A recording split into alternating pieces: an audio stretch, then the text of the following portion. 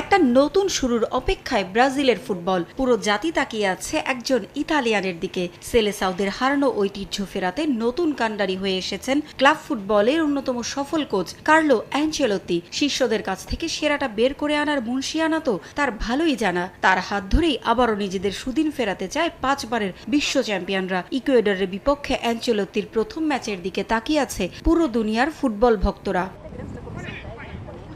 বিশ্বকাপ বাছাইয়ে 14 ম্যাচ শেষে 21 পয়েন্ট নিয়ে 4-এ আছে ব্রাজিল, 23 পয়েন্ট নিয়ে 2-এ আছে ইকুয়েডর। এ ম্যাচে জিতলে ইকুয়েডরকে পেছনে ফেলে 2-এ জায়গা করে নিতে পারবে সেলেসাওরা। এ যাত্রায় পরিসংখ্যান স্বস্তি হতে পারে ব্রাজিলের জন্য। দুদল এখন পর্যন্ত খেলেছে 36টি ম্যাচ, এর মধ্যে 28 জয়ে এগিয়ে আছে ব্রাজিল। ইকুয়েডরের জয় আছে 2 ম্যাচে। শেষ 13 ম্যাচে সেলেসাওদের বিপক্ষে জয় নেই ইকুয়েডরের। তাই জয় দিয়েই ব্রাজিল অভিযান শুরুর স্বপ্ন দেখতেই পারেন কার্লো অ্যানচেলোত্তি। গুরুত্বপূর্ণ ম্যাচে কেমন হবে ব্রাজিলের একাদশ তা নিয়ে বেশ লুকোচুরি করেছেন কোচ। তবে গণমাধ্যমের খবর রক্ষণে থাকতে পারেন ভ্যান্ডারসন, দানিলো, মার্কিনিওস ও আলেক্সান্দ্রো।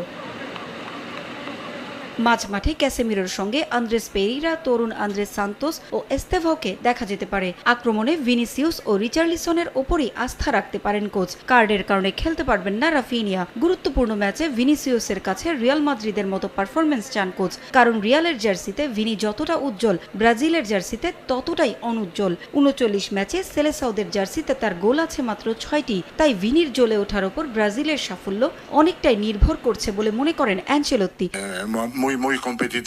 ভিনিসিয়াসের কাছে রিয়াল মাদ্রিদের মতো পারফরমেন্স চাই আমি। সে দলের গুরুত্বপূর্ণ সদস্য। রক্ষণ ভালোভাবে সামলাতে হবে আমাদের। ফরমেশন 4-3-3 হোক বা 4-2-2, একসঙ্গে রক্ষণ সামলাতে হবে ও বল পায়ে সৃষ্টিশীলতা দেখাতে হবে। এই যুগে ব্যক্তিগত পারফরমেন্স যথেষ্ট নয়, ব্যক্তিগত মানের সঙ্গে নিবেদন, মানসিকতা ও একাগ্রতা মিলিয়ে জয়ের চেষ্টা করতে হবে। ব্রাজিলের পরের ম্যাচ আগামী 10 জুন প্যারাগুয়ের বিপক্ষে। পারভিন আক্তার, সময় সংবাদ।